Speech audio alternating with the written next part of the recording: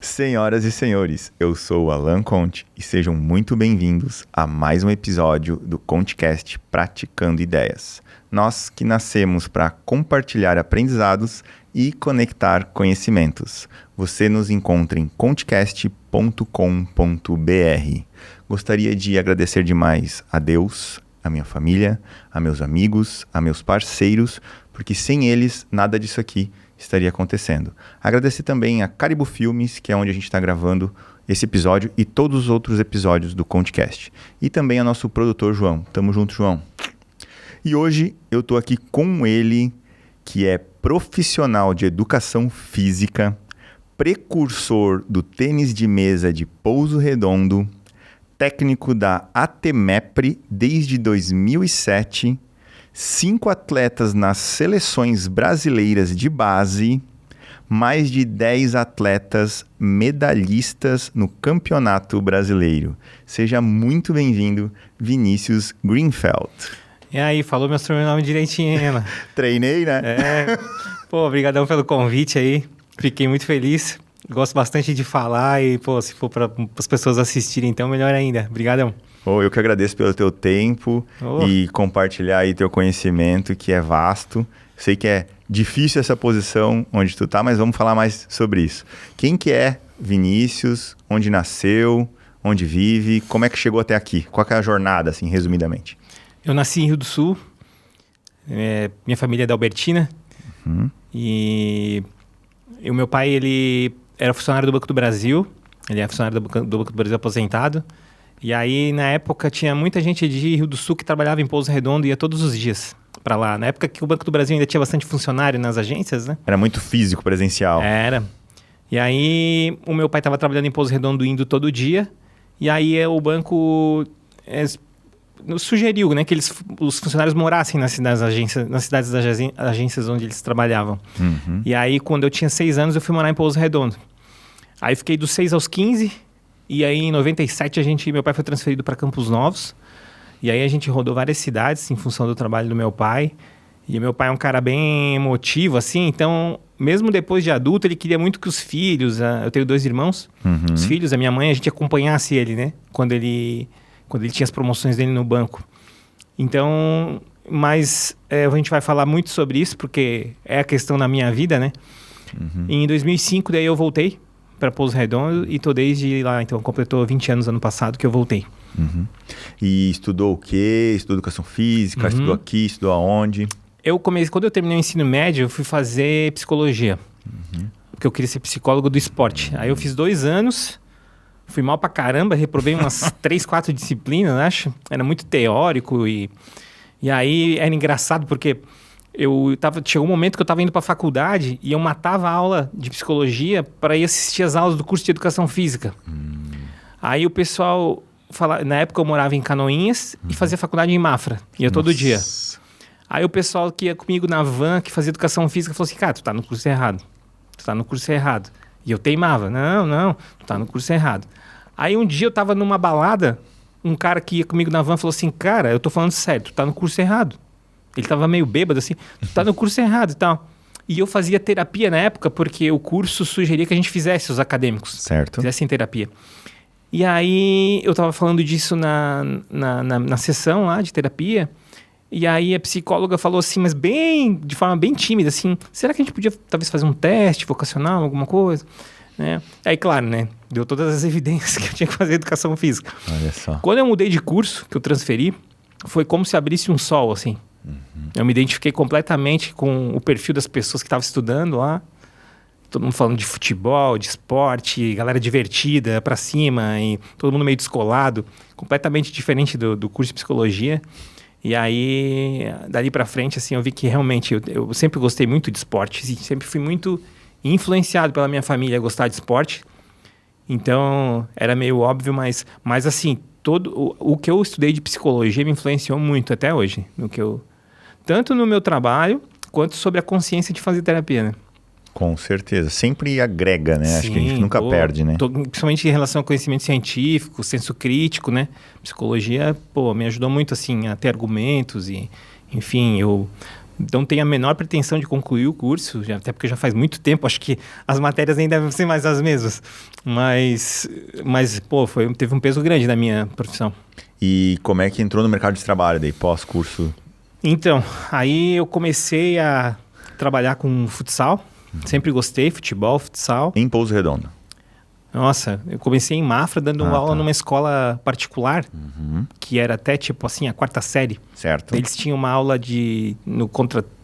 era no contraturno, de futebol. Eu comecei a dar aula para essa escolinha. Depois fui dar aula de escolinha de futsal. E, pô, eu posso já emendando história, né? Claro. Tem uma história engraçada que, assim, quando eu tava em Canoinhas e fui dar aula na escolinha de futsal, um dos meus alunos que apareceu lá, a minha escolinha demorou, assim, ela durou pouco tempo.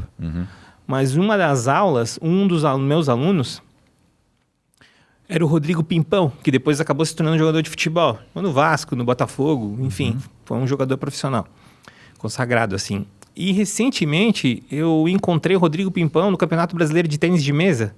Ele parou de jogar futebol e foi jogar tênis de mesa e levou o filho dele para jogar tênis de mesa. Mora em Curitiba, então foi engraçado porque... Né, quando eu comecei a trabalhar com futebol, ele era ainda criança, depois virou um jogador profissional e depois ele foi pro tênis de mesa, encontrei ele no tênis de mesa. Aí foi engraçado, até falei que eu tenho uma foto velha lá com ele, uma antiga com ele. E ele criança. ainda joga tênis de mesa hoje? Ele começou a jogar assim. Olha por lá. Só. Ele falou pra mim, eu nem sabia que antes de jogar futebol ele gostava já de jogar tênis de mesa. E depois da trajetória dele no futebol, ele optou em jogar tênis de mesa e incentivou o filho. E foi engraçado porque nesse campeonato brasileiro último, existe um formato de equipes. Então pode jogar 2 até, né? No mínimo 2. E ele jogou com o filho numa categoria. Foi bem legal, assim. Repercutiu bastante no nicho do tênis de mesa, assim. Essa dupla dele e do filho dele. Bacana. E como é que tu sai do futsal e vai pro tênis de mesa, então? Então, aí é muito louco isso aí, porque eu nunca imaginei que fosse trabalhar com tênis de mesa. Eu nunca joguei tênis de mesa. Então, a questão central da minha vida é Pouso Redondo. Quando eu fui embora, quando eu estava em Rio do Sul criança, eu era uma criança bem... Não sei se é muito forte falar infeliz, assim, mas uma criança mais triste. Eu era filho único e meus pais trabalhavam e tal. E quando eu fui para Pouso Redondo, foi uma sensação parecida de quando eu saí da psicologia para ir para educação física.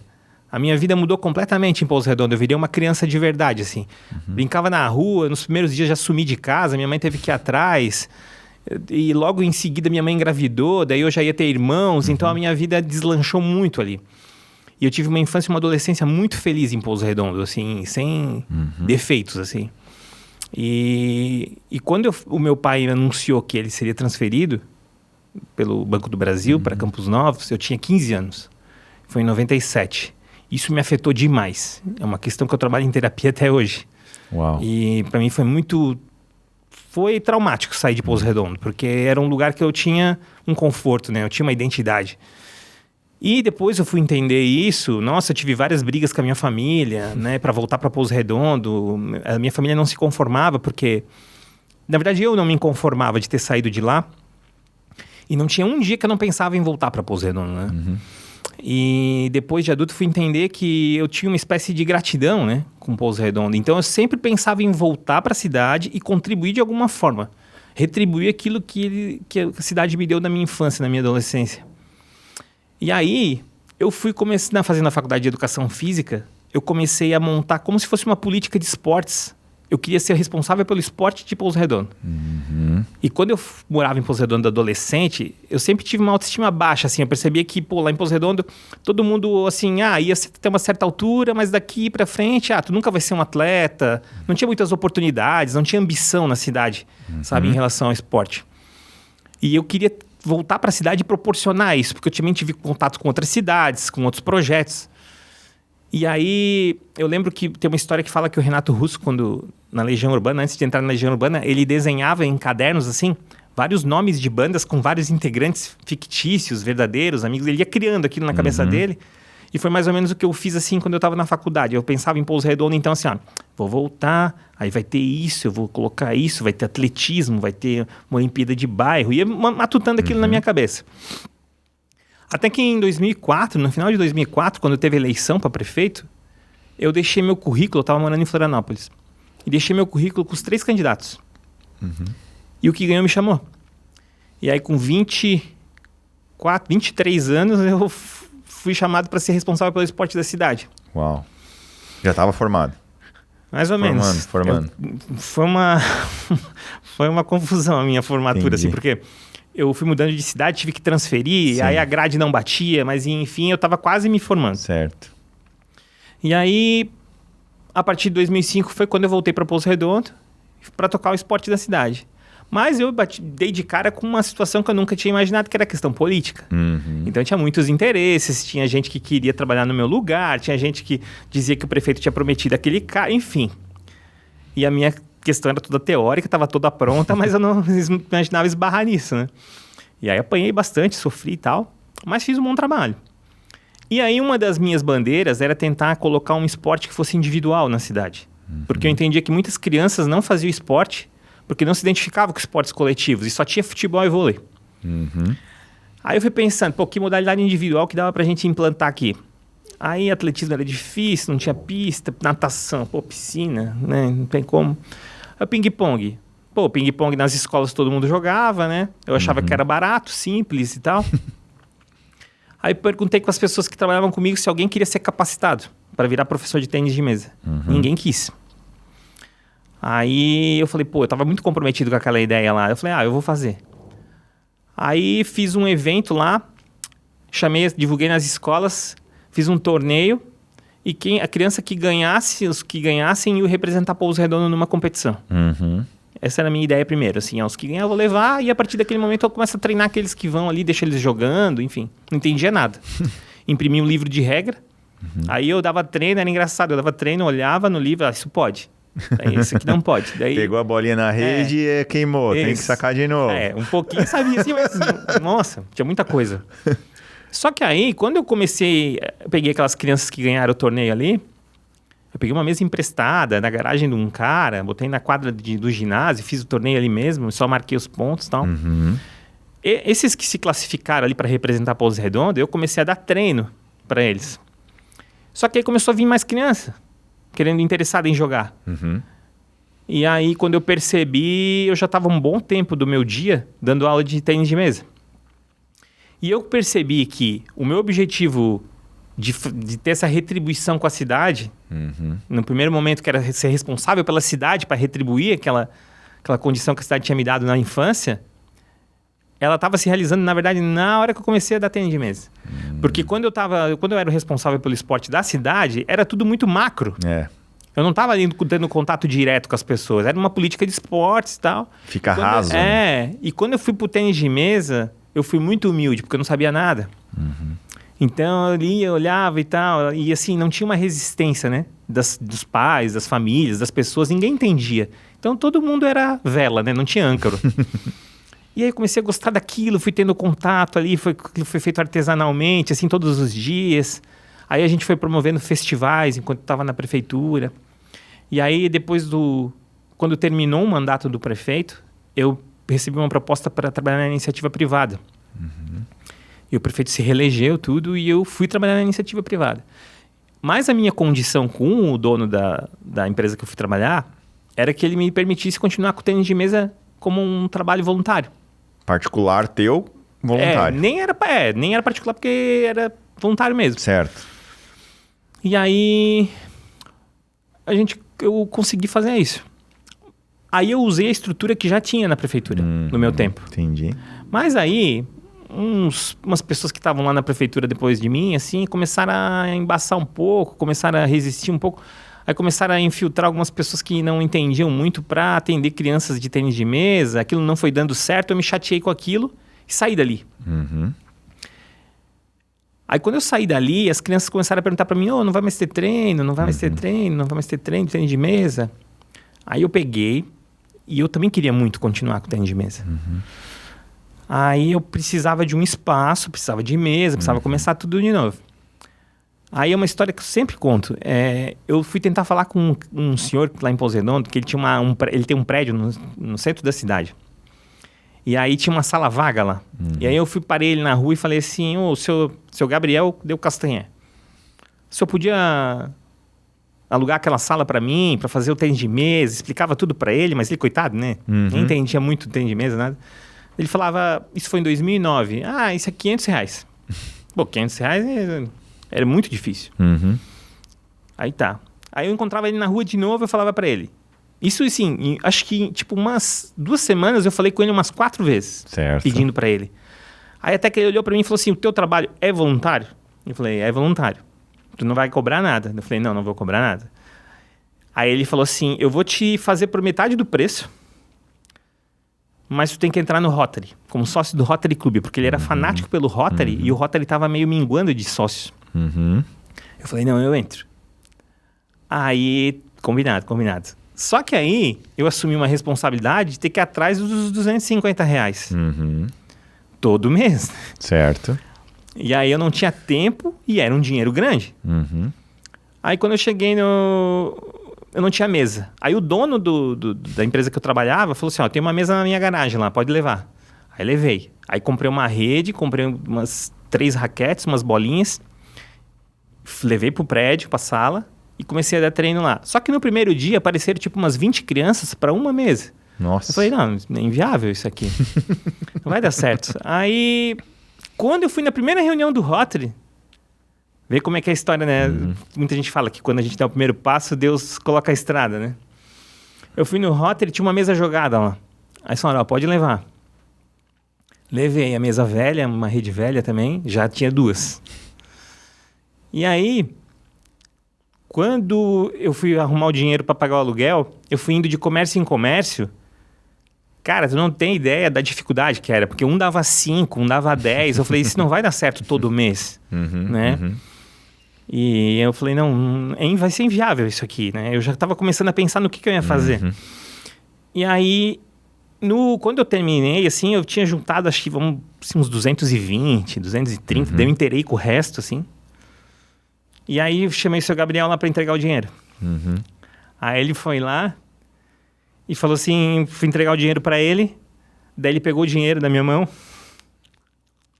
empurrou para mim de volta e falou, compra mais uma mesa. Nossa. Que massa. Isso não tem preço, né? Não tem preço.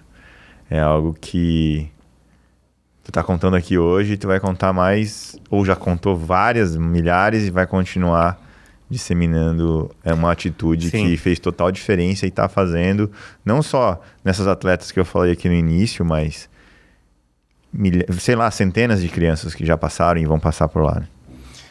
Sim, pelas minhas contas já deu 1 milhar. Olha só.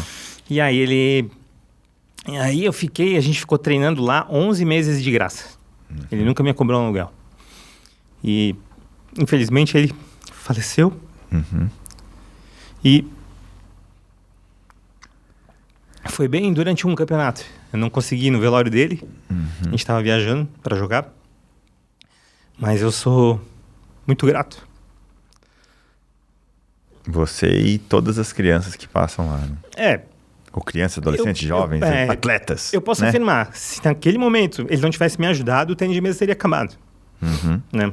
E é desde a sala, Sim. Desde te ir pro Rotary, né? E tu também, ele apostou em você, e você acreditou, e também fez a aposta nele, que era ir no Rotary. Sim. Né? Se comprometeu em arrumar a grana, mesmo que seja a metade do aluguel. Então tem muita coisa, né? Que tu falou, não vem de graça. Mas um dá um passo, o outro tem que dar outro passo. Eu acho que eu não teria hoje, com a idade que eu tenho, assim, a energia que eu tive naquele momento, né? Porque eu tava cego, eu queria continuar aquilo. Talvez movido por essa inconsciência de ter que agradecer a cidade, né? Essa força, né? De ter que fazer alguma coisa, né? Eu não podia deixar de agradecer, né? Era o meu propósito. E aí começou nos campeonatos 2009. Aí eu tive esse conflito com a prefeitura. E aí, quando chegou em 2010, a prefeitura queria que os meus atletas representassem a cidade numa competição. Aí eu resisti àquela ideia. Eu falei que não. Aí eles foram insistindo, falaram que o prefeito ia falar comigo e tal. Aí eu falei, então vamos fazer o seguinte. Vocês alugam uma sala no mesmo prédio, que é maior, traz as mesas do meu tempo da prefeitura que estão lá paradas, para eu atender mais criança. Porque eu atendia com 3, eles trazendo, eu atenderia com 6. Ok. E aí a sala ela não tava assim inteira, ela tava no reboco, tinha uma porta que era com uma corrente assim e tal. E aí a prefeitura disse, não, nós vamos ajeitar aqui a sala e tal, e aí então os atletas jogam. Daí eu falei, não, daí sim. Eles não reformaram, ficou lá daquele jeito, enfim, daí o seu Gabriel botou as luzes e a gente só levaram as mesas e a gente começou a treinar lá. E aí de 2010 até 2014 a gente ficou nessa sala, nesse prédio. E aí foi deslanchando. E aí nesse período surgiu uma personagem também importante no tênis de mesa de Pouso Redondo, que foi a Tina. A Tina, ela começou como atleta, era uma jovem de 12 anos, que começou a treinar. E ela começou a se revelar um talento ali. E aí, a cidade de Concórdia veio atrás de mim, pedindo ela emprestada para jogar uma competição. Porque a gente ainda não tinha esse patamar de competir, assim, de ser competitivo, né? E aí, eu falei com a Tina, Tina, vai, pede um dinheirinho e tal, né? E na época eles ofereceram R$250, né? Certo. E aí a Tina foi, e aí o dinheiro que ela recebia, por conta dela, ela dava metade pro tênis de mesa. Aí a gente comprava bolinha, porque a gente chegou a treinar sem bolinha, né? Nossa. A gente não tinha estrutura. Aí ela doava de metade do dinheiro, assim, talvez inspirada naquela meu trabalho voluntário ali, né? E assim, nesse período eu trabalhava em outros lugares e dava treino à noite. Então eu treinava todo mundo numa turma só, né? Cheguei a trabalhar aqui em Rio do Sul no Sesc e tudo. Ia para Rio do Sul e voltava todo dia. Daí deu certo, ela ganhou uma medalha com Concórdia e tal, o pessoal gostou, no outro ano ela foi de novo, daí ela começou a ganhar um pouquinho mais, daí ela doava metade também. Daí a gente que investir esse dinheiro ali. E eu pegava muito ela e treinava bastante ela, porque ela podia ser um carro-chefe ali, né? Sim. E não deu outra. Eles levaram mais um menino. Aí eles foram ganhando experiência, né? E aí eles voltaram e até que em 2014 eu disse, pô, eu tô aqui trabalhando em outros lugares, fico pensando o dia inteiro no tênis de mesa, né? O que eu mais gosto de fazer é o tênis de mesa, eu não vejo a hora de dar a noite para eu poder ir para lá. Falei, eu vou largar tudo e vou tentar trabalhar com tênis de mesa. E foi assim. Aí fui na prefeitura, pedi para eles alugarem um novo espaço, porque ele já estava um pouco defasado, assim, a gente precisava de um novo espaço. Pensei, vou atrás de patrocínio para pagar meu salário. A prefeitura dá o espaço, as crianças pagam as despesas delas nos campeonatos. Aí, vamos botar assim que eu ganhava uns R$2.500 no trabalho, que eu tinha oficial. Quando eu pedi a conta, eu fui tentar arrumar R$2.500 de patrocínio para pagar meu salário, né? Aí demorou. Meu Deus, eu arrumei acho que tipo, era 1.000 no começo, daí 1.000. E aí a conta realmente não foi fechando. Aí os boletos que eu tinha para pagar, a conta foi ficando defasada. E aí eu passei por uma situação de novo parecida com a do seu Gabriel. Chegou um momento que a gente tinha que pagar uma despesa dos atletas, que era uma taxa. Isso era o clube que tinha que pagar, né? Não eram os próprios atletas. E aí eu tava com o dinheiro na mão para pagar ou o boleto do meu carro, ou as taxas. Só que se eu não pagasse as taxas, os atletas não conseguiriam competir. Então, para eles pagarem a parte deles, eu tinha que pagar aquela parte. E tinha prazo. Qualquer pessoa razoável, né? Eu paguei o tênis de mesa. Paguei as taxas do tênis de mesa e deixei meu carro para trás. Aí, tudo que um pai sonha, né? Com o filho, assim, né? Não pagando boleto e botando numa coisa incerta, né? A minha família falava sempre, até quando tu vai com esse ping-pong? Aí, tá. Aí, um dia eu chamei a mãe de um aluno e falei assim pra ela, tá nessa situação. Eu imaginava que fosse conseguir patrocínio e tal, minha situação financeira tá na ré, mas eu não quero, eu acho que vai dar certo e tal. Aí ela falou pra mim, eu tava dando aula de manhã. Aí ela falou, quanto tu precisa para pagar o teu boleto e tal? Aí eu falei, tanto. Ela falou, então espera. Ela deixou o filho dela treinando, depois eu volto. Aí ela voltou, falou, pegou também, botou assim em cima da minha agenda um dinheiro e falou, esse é o do teu boleto. Falou, paga, tu não precisa me devolver, ela falou para mim.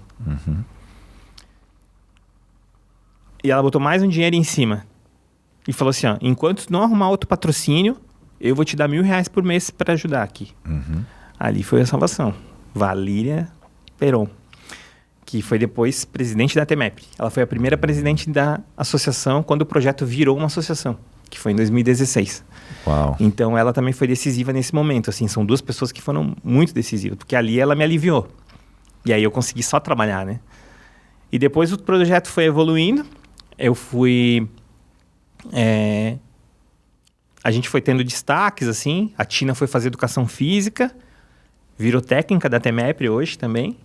E como é que sai de uma não associação para uma associação? Explica isso aí, em 2016. Por que se tornar uma associação e como é que sai, como é que cria uma associação, por exemplo? E os benefícios? Sim. Como na minha vida, assim, eu sempre usei a ré para arrancar, né? E ali foi também um fato. A prefeitura tinha entrado com o espaço, estava pagando o aluguel do espaço para a gente treinar e em determinado momento ela falou que não ia mais pagar. Deixou a gente na mão, essa é a verdade. E aí a gente juntei alguns pais e a gente falou com o dono da sala, ele reduziu o preço, o valor, e os pais se juntaram ali para conseguir pagar o aluguel até o final daquele ano. Certo. Que era 2004, 2012, desculpa. Tá. 2016. Em 2016. E aí, no 2016 para 2017, trocou o prefeito. Aí fizemos uma reunião com o novo prefeito. E aí, com esses pais que estavam ajudando ali a pagar o aluguel, nasceu o embrião de montar uma associação, formalizar o trabalho. Ok. E aí a gente montou uma diretoria a partir de 2016, final de 2016 para 2017. Entrou o prefeito novo, ele que era o seu Oscar. E ele começou devagarinho a investir. Depois a gente começou a se estabelecer. E aí a gente começou a conquistar resultados. E aí realmente o investimento foi acompanhando. Mas daí já era pela associação, que é o nome ATEMEPRE, que é a Associação de Tênis de Mesa de Pouso Redondo. Entendi. Que agora elegeu a sua 4ª diretoria, que começou em dezembro de 2025. Uma diretoria bem atuante, assim, bem participativa. Troca de quanto tempo? De 3 em 3 anos. 3 em 3 anos. Legal. E, então, assim, resumindo, de 2007 a 2008 eu fiz tênis de mesa pela prefeitura. De 2009 a 2014 trabalhei em outros lugares e fiz o trabalho voluntário. A partir de 2015 eu comecei a trabalhar profissionalmente. Em 2016 surgiu a associação. E a gente está lá até hoje. A gente se mudou para um segundo andar de um prédio agora, em 2018. E a gente está lá desde 2018 nesse mesmo E com quantas endereço. mesas? Quantos alunos? São 10 mesas. Uau. 11 mesas. E a gente já atendeu bastante gente. E agora a gente, no nosso planejamento estratégico, a gente optou em atender menos gente no nosso centro de treinamento e atender o volume nas escolas. Porque a gente, no planejamento estratégico anterior, a gente queria ter uma equipe que fosse só de Pouso Redondo, sem contratações. Todos os atletas formados em Pouso Redondo. Então, para ganhar essa qualidade, a gente precisava atender menos gente para concentrar mais energia em menos gente e ganhar mais qualidade. E aí foi que a gente tomou essa decisão. E a gente é muito conhecido por formar atletas, né? Não contratar, né? Hoje, a maioria dos clubes de tênis de mesa, a associação é clube. A gente trata como... porque é como um clube de futebol. Ok. A gente tem um clube de tênis de mesa, né? Que tem federação, confederação, enfim. É o mesmo sistema esportivo do futebol, do vôlei, de qualquer modalidade, né? Então, por exemplo, o Flamengo é vinculado à Confederação Brasileira de Futebol. A gente é vinculado à Confederação Brasileira de Tênis de Mesa. Então, é o sistema do desporto nacional, né? É o Ministério do Esporte, Comitê Olímpico e Paralímpico. E aí vem a confederação, as federações estaduais e os clubes, que são vinculados às federações, confederações. E aí cada atleta a gente chama de federado, ele é registrado por um clube.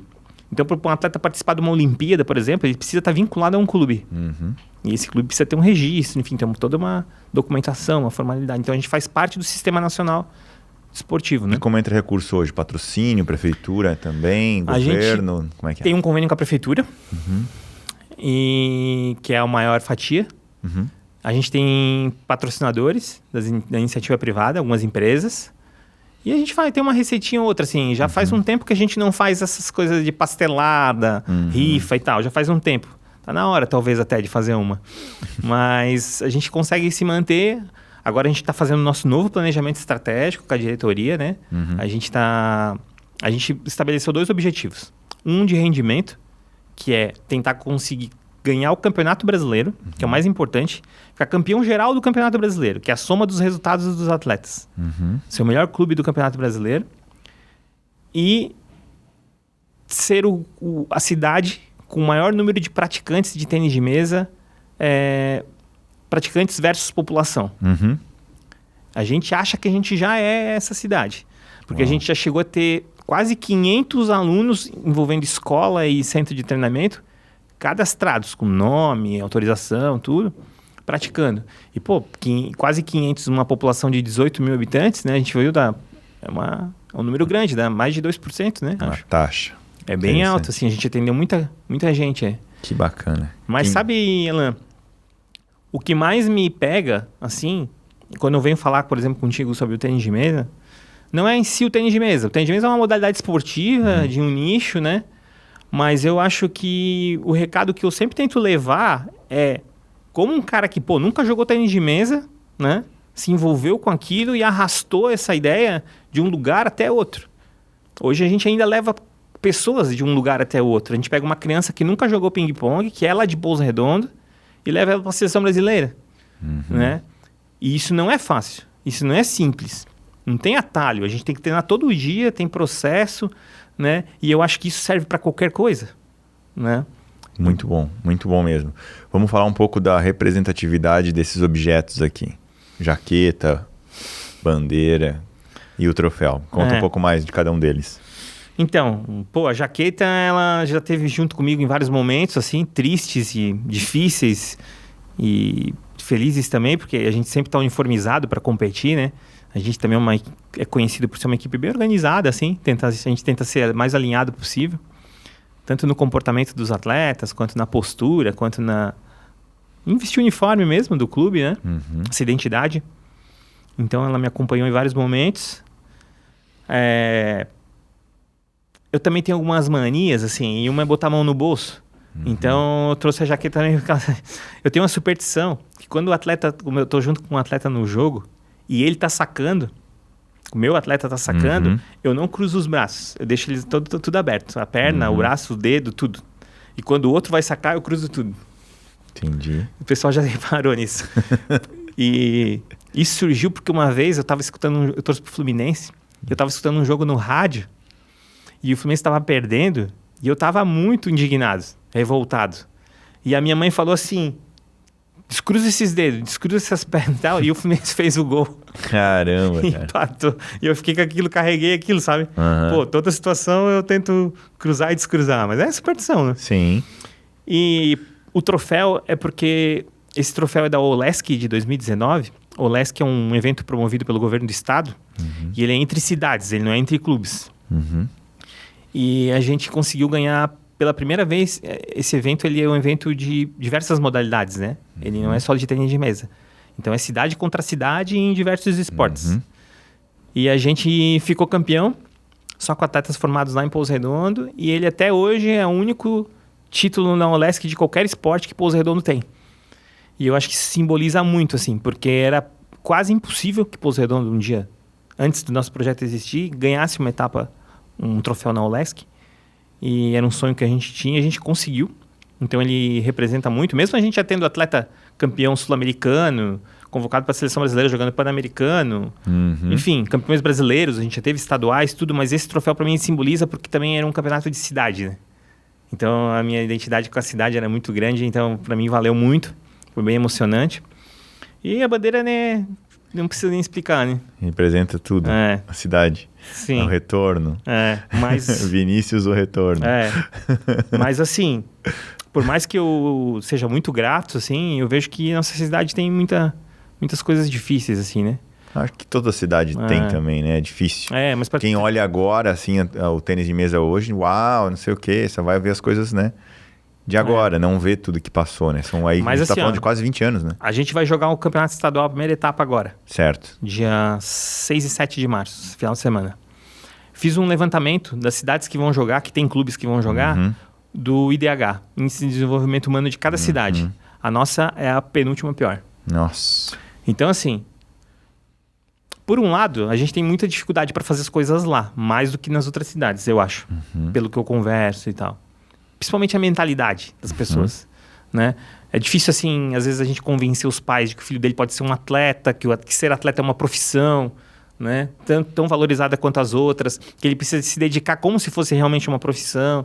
Ainda não, assim, a gente é que está pagando o preço de estabelecer isso na mente das pessoas, sabe? A gente que começou com isso na cidade, porque ninguém imagina, vai lá jogar até onde der, vai brincar, é um lazer, ou vai jogar aqui em perto, né? E não tem aquela determinação de cumprir, que é disciplina, né? Todo dia, às vezes 2 períodos, se dedicar, né? E então a gente está pagando o preço, assim, às vezes ser o precursor para criar essa mentalidade. Porque quando você fala assim, 5 atletas nas seleções brasileiras de base, cara... É muito difícil. E o pai imaginar o filho indo para um lugar desse, o pai, a mãe, enfim, a família, é inimaginável, como tu falou. Porque é muitos atletas para poucas vagas, né? Quando a gente fala de seleção brasileira, independente da modalidade, né? Quando a gente fala disso. E numa cidade desse porte, com essa história, tendo 5 atletas que passaram por lá, ou que estão, não sei, ainda estão, ou já passaram esses 5? Alguns já passaram, outros ainda estão. Que bacana. E isso é muito impactante, muito impactante. Então, ainda eu acredito que está nessa quebra de bolha de mentalidade, de cultura, talvez cultural, da região e tudo mais. Quando a gente olha Ibirama, a gente lembra do quê? Das bikes, os caras das bicicletas, downhill, etc. Eu soube faz o quê? Um mês ou 2 atrás, talvez final do ano, que tem uma goleira do Corinthians de Taió. Sim, certo? Nicole. Que foi jogar final mundial fora do Brasil contra o Arsenal de Taió. Como assim, né? Então... É possível. E assim, né? Quem vê ela lá jogando pelo Corinthians contra o Arsenal é muito bonito, né?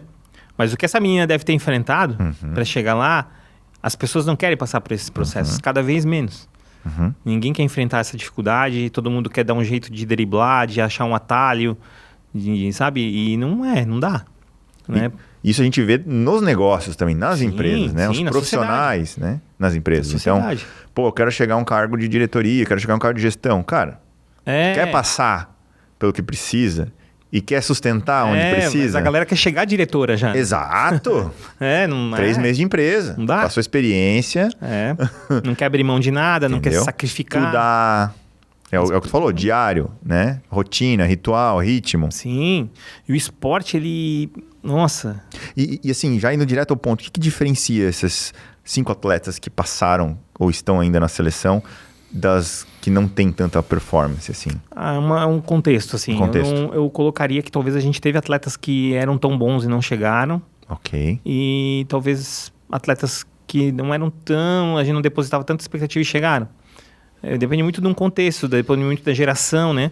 Porque às vezes a gente tem um atleta excelente, mas encontra uma geração que também foi muito boa, então tem uma demanda muito grande de atletas fortes.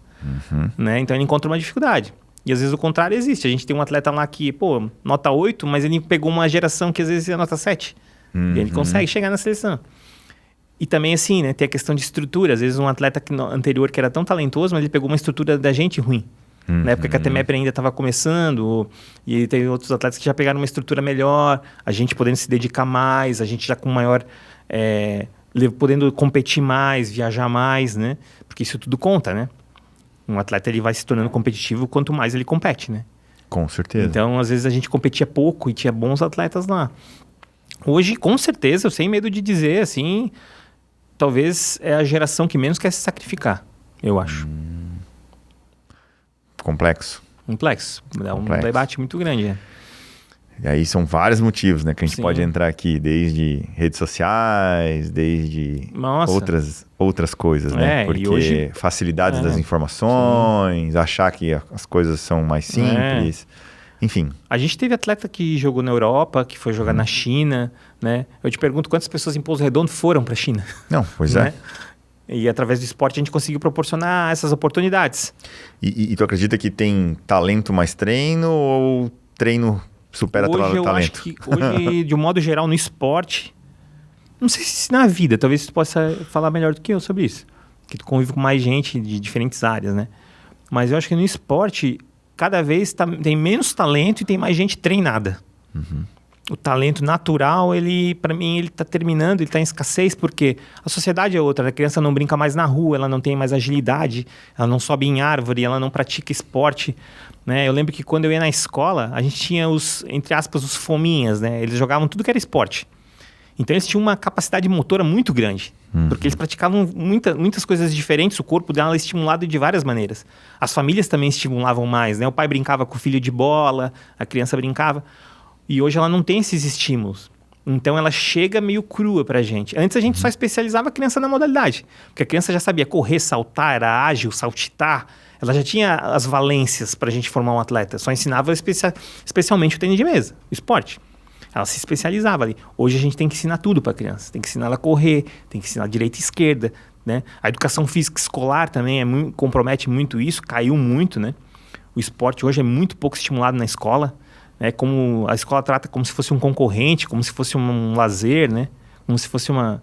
E na verdade o esporte, ele ensina tudo, né? Eu quero te citar um caso rapidamente. Claro, assim. fica à vontade. Tem um menino que treinava com a gente, e ele era um menino muito tímido, assim. E ele era de classe média, tudo e tal. E aí a gente levou ele para um campeonato, ele foi treinando. E ele foi para um campeonato, a gente foi jogar um campeonato em Blumenau. E ele foi jogar contra um outro menino de Blumenau. E aí, por uma circunstância, o jogo trancou e ficou equilibrado. E o jogo é disputado em melhor de 5 sets. E tava 2-7-2, 10-10. E o jogo vai até 11. Nossa. Então quem abrisse 2 pontos de diferença primeiro ganhava. Só que como o jogo era em Blumenau e o outro menino era de Blumenau, tinha muita gente de Blumenau torcendo pro outro menino. Então, emocionalmente, a situação era desfavorável pro nosso menino. E aí eu falei com a Tina que trabalha comigo, ó, deixa ele lá, deixa ele tentar se virar sozinho. Não vamos falar nada. Porque naquele momento ali, era só ele. Não tinha pai para ajudar, não tinha o técnico para ajudar. Ele tinha que tomar a decisão do que ele ia fazer, né? Como ele ia se comportar naquela situação. Não tinha ninguém. Então, ele tinha que tomar aquela iniciativa. Então, a gente entendia que aquele ganho, mesmo que ele perdesse, aquele momento ali para ele era um momento de autonomia. Né? Que ele ia construir a autonomia dele. Ele ia ser responsável em tomar a decisão dele. Né? E ele acabou ganhando, ainda bem. Mas, assim, naquele momento não tinha ninguém para ajudar. Era ele. E o esporte proporciona isso. Né? Com certeza. Hoje pode ter todo o dinheiro do mundo. Não vai passar a jogar bem amanhã. Exatamente. Vai ter que treinar, vai ter que passar pelo processo, vai ter que sofrer, perder, voltar atrás, continuar, não desistir, ser resiliente, trabalhar em equipe. Né? Tudo que o mercado de trabalho pede, o esporte tem. Entrando um pouco mais agora nesse assunto, como é que tu lida com a derrota? Assim? Então, o cara chegou lá na finaleira, tu já deve ter inúmeros casos desse, mas como é que tu... Não sei se existe isso, ensinar a perder, mas como é que lida com esse fato? Ainda mais, de novo, numa sociedade hoje, atual, que ser incomodado é um problemão. Às vezes o problema é pequeno e, nossa, é um caos. Né? Tempestade de copo d'água, como a gente falava, né? Então, a gente no esporte de rendimento, até convivendo com os outros técnicos, enfim, e também na época que eu trabalhava com futsal, a gente sempre tenta fazer com que o atleta, entre derrota e vitória, mas que ele dê o seu melhor, ele consiga desempenhar o seu máximo. Aí derrota e vitória é consequência, né? Porque se ele der o seu máximo e perder, é porque realmente o adversário mereceu.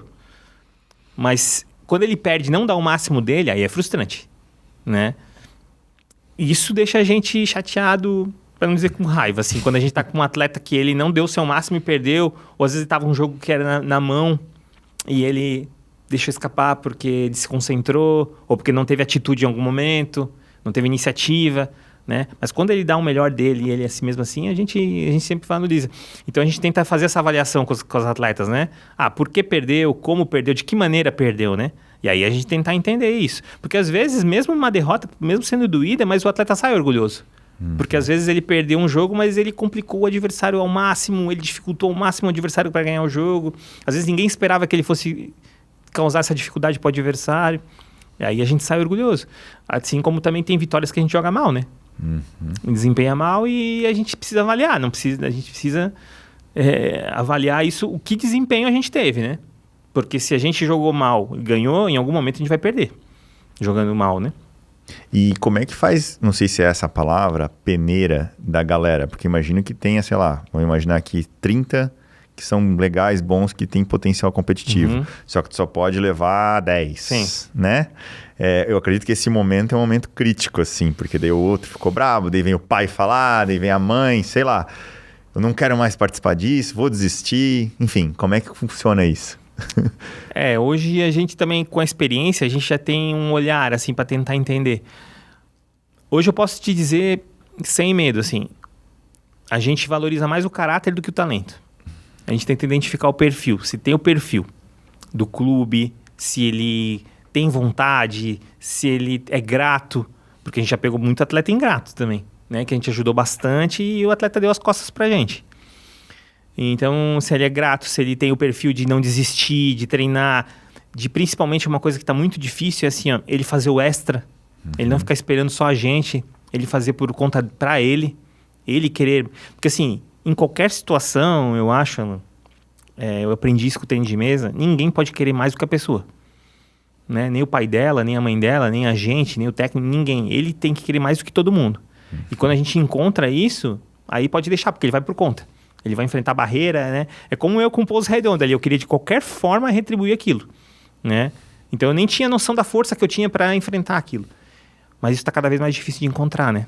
Esse propósito dentro das crianças, dentro das pessoas, né? Elas estão muito indiferentes, né? Tu falou da derrota, né? Pô, a derrota tem que doer, né? Tem que ser amarga. E às vezes, indiferente. Perdi, já tá no celular, né? E tem que amargar aquilo, tem que dar uma chorada, tem que doer, né? Às vezes a gente sente falta desse... A gente chama assim de perfil de ser jogador, né? Ai, perdão. Tem que usar isso como alavanca, né? Para um próximo nível ou para um próximo game, né? Tem que se indignar, né? Uhum. Pô, na próxima eu não vou deixar passar, né? Vou me dedicar ao máximo para não passar por isso de novo. Identificar o que deu errado e tal. A falta de iniciativa é uma barreira muito grande que a gente enfrenta, sabe? De fazer um movimento, assim. Sabe? Eu quero ir para lá. Pô, dá o primeiro passo, se movimenta, vai, né? Pô, a gente divide nossos assim, a gente tem a escolinha que a gente ensina a jogar e a gente tem a equipe de rendimento que reúne os atletas que competem. Uhum. Eu não vejo uma criança assim, pô, deixa eu entrar na equipe de rendimento, me dá uma chance, eu quero treinar, deixa eu viajar. Então, não tem esse movimento, sabe? Sabe o sangue no olho? Sim, assim, alguém que a pegada é diferente, eu quero uma né? oportunidade, me dá uma oportunidade que eu vou agarrar, eu quero, eu preciso. Não, assim, fica esperando, né? E isso vai chateando também, vai desgastando a gente, porque, claro, eu também já não tenho mais a mesma idade, já não tenho mais a mesma energia, então a gente também quer alguém que se movimente, que puxe a gente junto também, né? Que faça a gente se movimentar. Eu quero um atleta que exija de mim um treino melhor, que me faça perseguir ele, assim, pô, eu vou treinar o dia inteiro. Se tu quiser vir dar treino pra mim aqui, tem que, né? Uhum. E às vezes a gente tem dificuldade, assim, a gente tá percebendo que tá cada vez mais difícil. E esse extra, quando tu fala do atleta, é alimentação, é de repente uma academia externa, é uma corrida, é se cuidar de saúde, é estudar. Ou às vezes, assim, 5 minutos a mais no dia treinar saque. Ou realmente, pô, eu tô tendo dificuldade no jogo, em uma situação difícil, emocional, eu sinto que eu não consigo, me bloqueia, né? Poxa, tenta entender o que está acontecendo, vai buscar uma ajuda. Ouvir uma música antes pode me ajudar, me deixar mais confiante. Se eu entrar muito aquecido aqui, isso me deixa confiante. Tentar buscar respostas para isso, né? Mas a gente não vê isso, sabe? Não vê esse movimento, assim. E é uma queixa que eu vejo com os outros técnicos de atendimento dos outros clubes também, em não ter a iniciativa de fazer a mais, de buscar, sabe? E personalidade, assim. Eu acho que tá faltando bastante. E olhando agora o retorno ou o sucesso, que a gente já pode falar que é um sucesso Pouso Redondo em tênis de mesa, com mais de 10 medalhistas em competições nível nacional, etc. Como é que tu enxerga isso?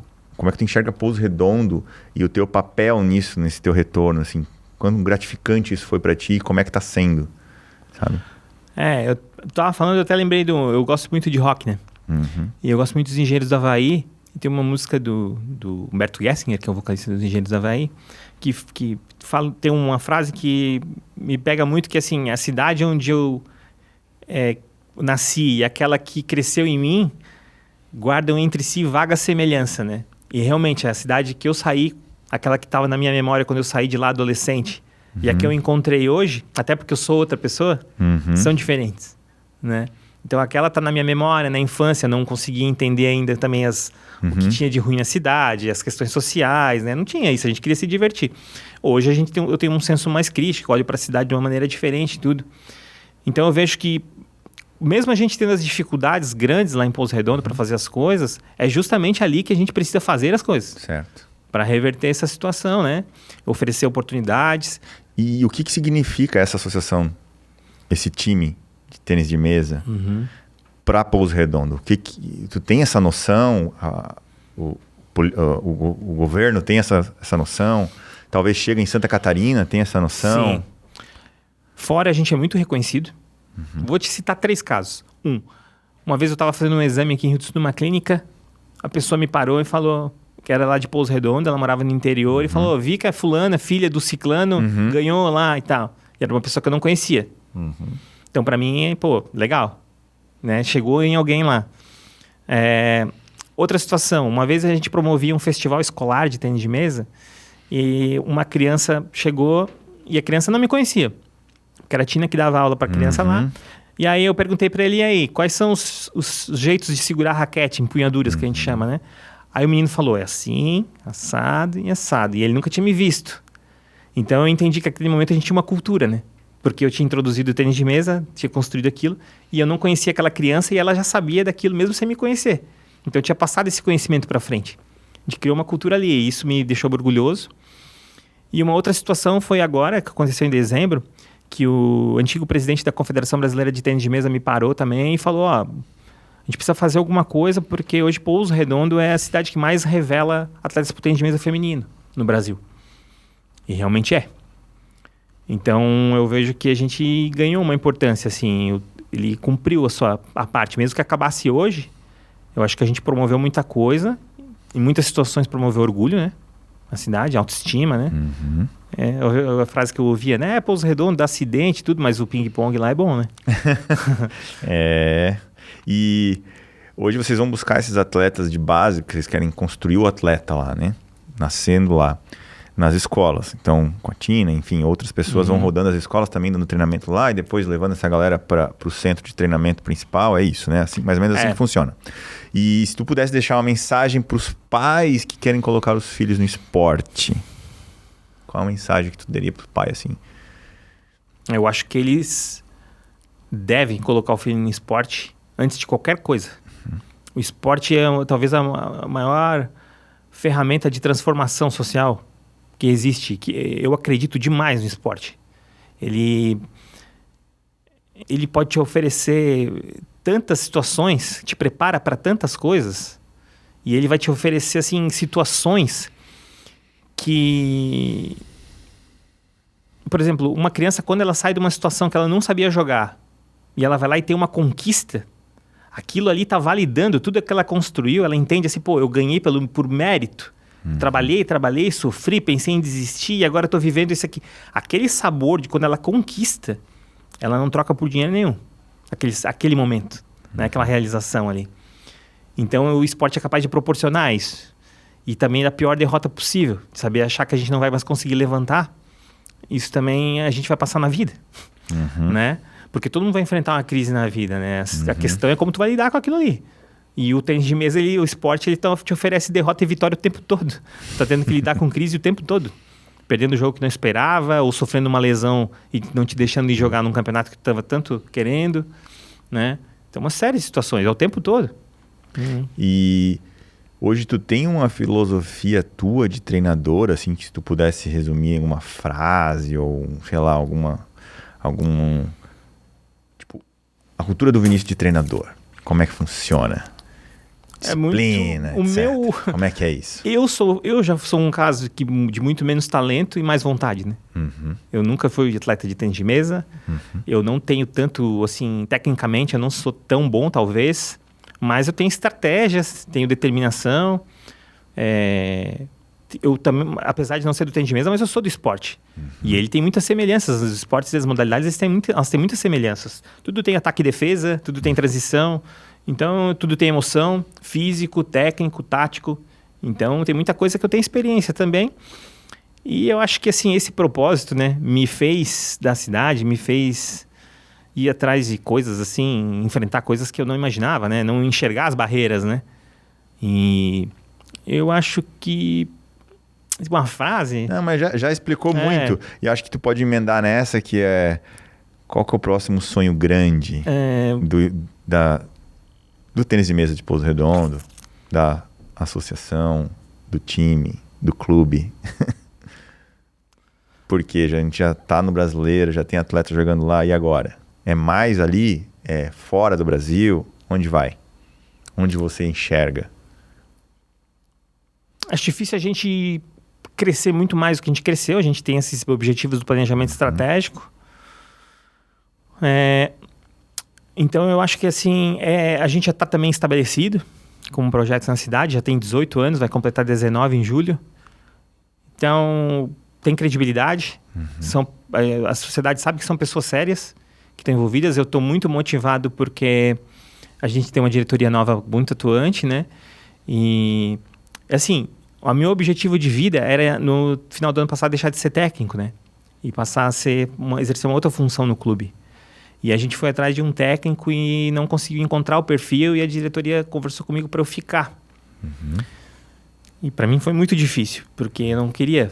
E aí eu fui pensando nisso e encontrei situações que eu não queria mais lidar, porque tinha muitas coisas que no meu trabalho que também eram gatilhos, assim, estavam me fazendo mal, assim. Teve um período ali que a minha psicóloga também estava quase me recomendando sair por burnout, e aí começou a me pegar muito, assim, minha saúde.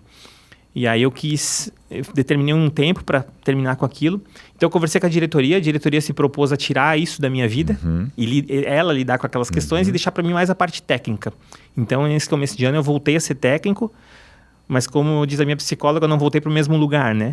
Eu continuo sendo técnico, mas para um lugar diferente, porque tem muitas coisas que não trouxe junto daquele período, que não vão ficar comigo.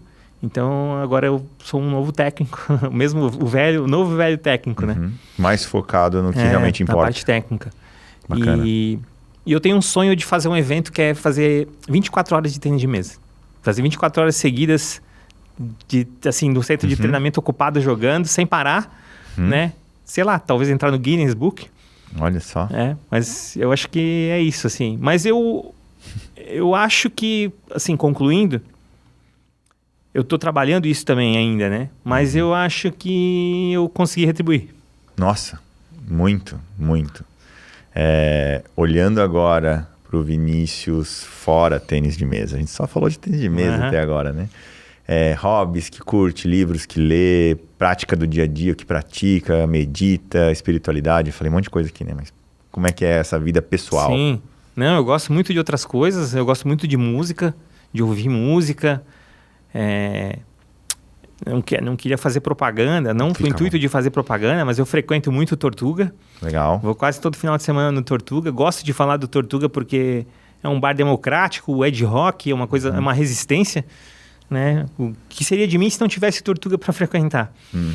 E eu também, uma coisa que influencia no meu trabalho, eu sempre busco referências de outras áreas. Então, por exemplo, agora eu estou lendo um livro de um publicitário. Eu já li livro de moda, já li livro enfim, de tudo que é área que não seja a minha, justamente para trazer inspiração de outras coisas e não ter as mesmas referências que os outros têm, né? Porque o que seria o óbvio? Um técnico de tênis de mesa ler sobre tênis de mesa. E eu acho que o que eu menos leio é sobre tênis de mesa. O que eu menos assisto no YouTube é tênis de mesa. Assisto muito podcast, gosto de informação. Eu gosto mais de informação do que de filme, série, enfim. Gosto de documentário, ver a trajetória. A trajetória das pessoas me inspira muito, assim, sabe? Ver o que elas passaram, como elas viveram. E eu acho também que tem um pouco de rock na minha vida também, assim, sabe? Muita influência disso.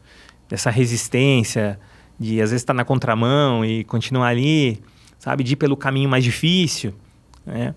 Eu acho que, de certa forma, fui muito inspirado nisso, porque desde criança eu ouço as bandas, né? Bacana. E não é só sobre música, assim, é sobre atitude, né? Com certeza. E me inspiraram muito. Vai dar rock. Tá dando rock já. Né? Eu gosto muito, assim. Gosto de acompanhar outros esportes, futebol também, né? Gosto de... E o esporte em si carrega muita fé. A gente fala fé, não estou falando de religião, estou falando de fé, né?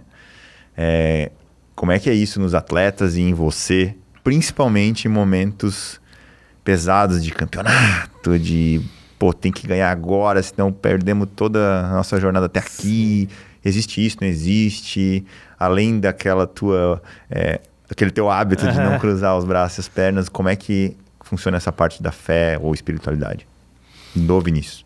Eu tenho fé, eu não sei como é que as crianças lidam com isso, os atletas, assim, eu acho que alguns têm, né, acreditam, têm suas religiões, enfim, mas eu tenho, assim, às vezes tem momentos do jogo, assim, que eu vejo uma dificuldade muito grande e eu fico pensando comigo, assim, pô, talvez conversando com Deus, ou enfim, eu vou perder mesmo esse jogo, assim, pô, dediquei tanto, fiz tudo, abri mão de tanta coisa, né, eu vou perder esse jogo, né, e às vezes eu viro aquele jogo, reverto, e aí sou grato, né? E mesmo que talvez nem seja Deus que tenha interferido naquele momento, mas eu sou grato a alguma força, uma energia que apareceu ali. E às vezes eu continuo e perco aquele jogo, mas talvez em seguida me faz entender por que eu perdi, né? Depois ali na frente vai entendendo, vai percebendo que talvez realmente a derrota tinha que acontecer, né? E tem uma piada que diz que se Mandinga ganhasse jogo, o Campeonato Baiano terminava empatado, né? Então, todo mundo tem a sua fé, né? Todo mundo tá pedindo, todo mundo tá... Mas, às vezes, eu acho que eu sou merecedor, assim, e daí consigo. E, às vezes, eu acho que sou merecedor e não consigo, mas entendo que aquilo ali contribuiu, sabe? Certo por linhas tortas, né? Com certeza. É que não... Na verdade, assim, não tem certo e errado. Tem que entender... o momento e o que a gente faz com aquilo, né? Então, recebemos um não, por quê? Vamos entender isso aqui. Né? Não é se abalar com isso. Sim, né? E o que seria da vida também se a gente tivesse certezas, né? Só certezas. E se todo mundo só ganhasse, né? Eu acho que não teria a cor que a vida tem, né? Mais uma vez, citando o Humberto Gessinger, a dúvida é o preço da pureza, né? Então, a gente tem que pular na piscina sem saber se tem água dentro, né? Boa. Essa é uma vida que eu escolhi ter, né? Às vezes a sociedade te coloca numa situação para optar pelo caminho mais pela mão, né? Pela via que está todo mundo indo. Mas em muitos momentos eu acho que também a gente tem que ter razão, né? Nas coisas que a gente faz, mas sou muito movido pela emoção, assim. Porque meu coração bate. Boa. Já indo para a finaleira, tem algo que a gente não conversou que tu gostaria de falar? Se eu pudesse, eu queria ser convidado para um podcast só para falar de rock. Boa. Só para falar do rock nacional, assim. Boa. Gosto de ler... Tem duas coisas também que eu gosto muito. Uma é o Rock in Rio. Eu gosto muito do Rock in Rio, leio tudo sobre, assisto, tento entender. Já foi? Fui. Fui em 3 edições. Legal. Mas assim, quando eu vejo o que o Roberto Medina fez lá em 85, é um absurdo. Né? Todas as forças contrárias que ele tinha, né? E trazer todos aqueles artistas num país que não recebia, né? Não tinha o hábito de receber esses shows, ninguém acreditava muito no Brasil naquele período, né? E ele promoveu aquilo também sem saber se ia dar certo, com chuva, com lama, com tudo, né? Ninguém tinha a aparelhagem para fazer aquele evento naquela época, tudo, né? E ele apostar naquilo sem saber se ia dar certo, né? Um sonho, né? O tamanho do negócio, né? Não é um negócio de bairro, né? Então eu tento... E outra coisa que me inspira muito, assim, é o Beto Carreiro. Eu acho que é o Beto Carreiro World, assim, o que ele conseguiu transformar o sonho dele no parque, né? E é engraçado, porque na minha visão, tanto o Beto Carreiro quanto o Rock in Rio, eles foram se afastando da essência, né? E hoje o Beto Carreiro, ele parece um parque de diversões só, né? Tem cada vez mais terminado com os shows, com a parte mágica, né? Do parque. E o Rock in Rio também, né? Ele começou a ter um formato, ele começou a funcionar de 2 em 2 anos, já não é mais não é mais aleatório, assim, não é uma coisa mais... Ela é um produto, né? E, claro, ainda tem essência, o tanto parque do Beto Carreiro também é impossível não lembrar do Beto Carreiro no Beto Carreiro World. Mas eu tenho uma foto, inclusive, no colo do Beto Carreiro também, e também tenho uma foto com o Roberto Medina. Então, são 2 pessoas, assim, que me inspiraram bastante. São brasileiros, né? E olhando você falar desses parques e do evento que vai perdendo a essência com o tempo, isso acontece com empresas também. Né? Então, sei lá, vou citar uma aqui que todo mundo conhece, a Uber. No começo, cara, a experiência era boa, o custo baixo, etc. Hoje, para tu não pegar um carro sucateado com preço lá em cima, ou fedido, ou sujo, cara, é muito difícil. Eu te devolvo a pergunta, é inevitável?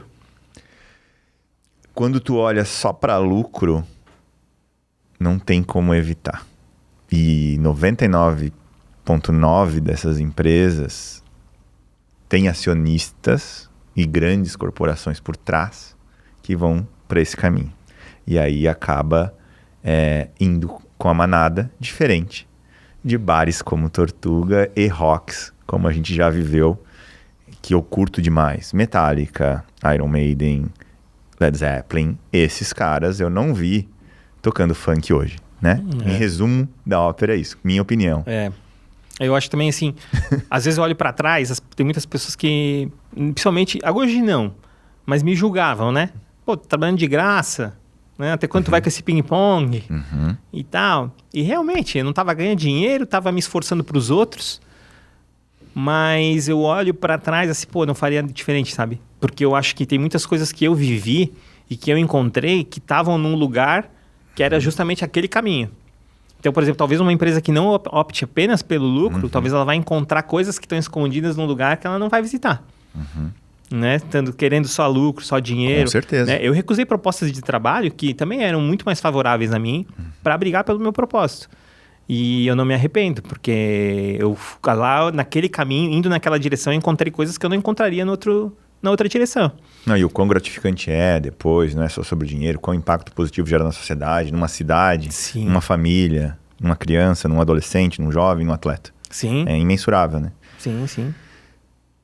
Eu sempre faço uma pergunta final e talvez, tu já falou várias dessas, mas talvez tu tenha mais. Uma frase de algum ídolo, um ditado que tu queira deixar para quem nos assiste, para quem nos ouve. Enfim, um dizer aí que vem na tua cabeça agora, porque eu gosto de coisas também assim improvisadas. Seja de uma parte de música, seja de um livro, seja de alguém que você segue. Alguma coisa que você queira deixar de recado para a sociedade, para quem estiver nos assistindo. Eu acho que a gente precisa, assim, vou justificar minha frase. Precisa entender que realmente tem dia ruim, tem dia bom, vai ser difícil, vai ser fácil, né? A vida é essa, né? A graça tá nisso. E eu acho que a frase que eu deixaria mais uma vez do meu maior ídolo, Humberto Gessinger, que todos os dias, um de cada vez, a cada dia sua agonia, seus prazeres também. E eu acho que é isso. A gente não dá para querer escapar, driblar isso, né? A gente é humano ali na dificuldade, né? Em ter deitar a cabeça e lembrar do problema, deitar na cabeça e agradecer. A vida é essa, né? Eu acho que a gente tem que aceitar isso. E acho que a sociedade hoje está muito oprimindo muito, assim, tem que ganhar o tempo todo, né? Corrida para vender cigarro, né? Mais uma vez. E eu acho que a gente tem que aceitar isso, né? Não ter ao tempo de plantar, né? De semear, de colher. E não dá para só colher. Muito bom. Obrigado demais, Vinícius. Pô, obrigado. Eu devo ter falado mais do que a média dos convidados. Que bom, eu adoro quando as pessoas falam bastante. Mas, né, me convidou para falar, eu gosto muito, assim, muito obrigado pela oportunidade. Tava bem tranquilo. E tomara que o podcast dure muito tempo, conseguir entrevistar dessa liberdade para mais gente ainda. E parabéns por essa variedade de convidados, assim, por tanta gente diferente, tanta gente inteligente, e só eu aqui para fazer para manchar o podcast. Não. Todo mundo tem muito a contribuir, né? Cada um na sua área, cada um no seu propósito. No final do dia é isso. Então, aqui é um espaço para todos, né? Então, obrigado de novo. Queremos deixar um abraço para todas as pessoas que moram em Pouso Redondo, todas as pessoas que já passaram pelo tênis de mesa de Pouso Redondo, e um abraço especial para um menino de 8 anos chamado Anthony, que ele treina com a gente lá, e aí antes de vir para cá ele perguntou onde eu vinha, e ele pediu para eu mandar um abraço para ele, então tá entregue aí, quando ele assistir no YouTube, quando for transmitido, ele vai... não esqueci do abraço dele. São essas coisas também que às vezes marca a criança, às vezes não é uma vitória, é uma derrota, né? Às vezes é um abraço do podcast. Com certeza. Nossa, muito legal. Obrigado demais, tamo junto. Obrigado, João. Obrigado também, João, tamo junto. É isso aí, galera. Vocês nos encontram em contcast.com.br. Até a próxima. Valeu!